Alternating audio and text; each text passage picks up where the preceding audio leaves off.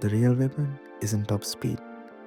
The game is won in two steps, the burst and the stop.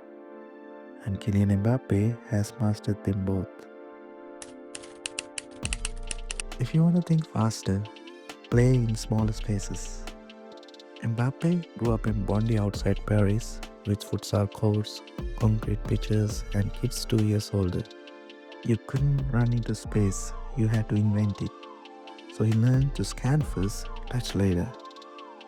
For parents, that's the hidden gift. You don't need a light turf, you need frequency and chaos. For players, tight pitches are the best teacher of fast vision. You don't have to be the quickest kid. You have to be the one who goes at the right moment. Scouts noticed that Mbappé waited half a beat longer than others. He attacked when a defender's hips were square or feet were planted.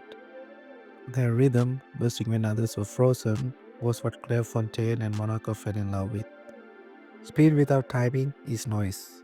Timing turns speed into a weapon. Training isn't about who suffers the longest, it's about who repeats the cleanest. Mbappe's work was short, sharp, and split across days. One for acceleration, one for top speed, one for braking and cuts. If a drill got sloppy, he rests. That's why his legs stay sharp instead of heavy. For players, 2 intense sprint days beat 5 sloppy ones. For parents, recovery is part of training. Every great dribble starts before it looks like one. Mbappe's 4-beat pattern is burst, float, stop, and explode. First steps decide the duel, float keeps speed alive, the penultimate step splits it, and then comes the new angle before defenders can recalc. The secret is that penultimate step, it looks ordinary, but set up the cut. These players that the move starts one stride earlier. The run is the setup, the finish is the value. Mbappé rehearsed 2 endings until they were habits.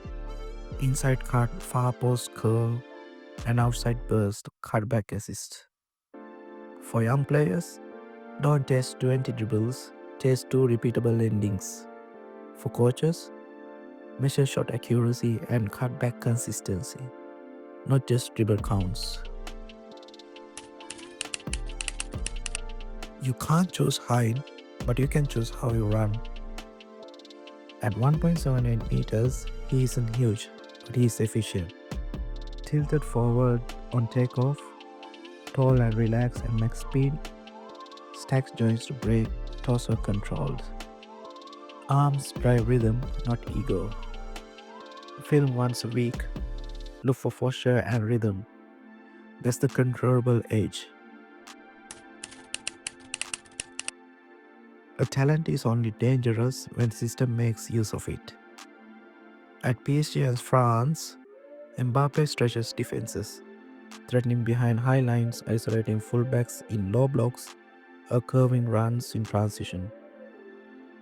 He is valuable not because he is fast, but because the team knows where to deploy that speed. For coaches, give wingers rules like pin wide, attack far hip, choose ending, but not just routes. For players, fit your skill into team problem, and you'll always be picked. Don't just copy heroes and a wrinkle of your own. Henry gave him the left side arc, Ronaldo Nazario gave him the violent acceleration, but Mbappe added the natural beat, that tiny float before a second burst. That pose makes his next move unfair. Every player should imitate someone, but then add your non-negotiable. Top speed fades, but patterns outlast space. If Mbappe keeps timing ice and breaks, he won't need to win every sprint, but the right 2 steps. For young players, don't chase only speed. Chase habits that survive when speed dips. For coaches, keep teaching reading cues even as kids get older. The crowd sees highlights, the body only respects habits. Mbappe's bowling advantage is simple: 2 sprint days a week, never back to back. Sleep like it's training, eat for seasons, not photos. Parents, structure routines before talent burns out. Players, protect quality like a secret. Kylian Mbappé looks like chaos at 36 kilometers per hour, but underneath it's calm. Tight spaces taught him vision, timing turns speed into a weapon, habits turned pace into a sequence, and system made it useful. If you want to learn from him, start with a lesson, then add the work. Because in football, speed may open the door, but timing writes the ending.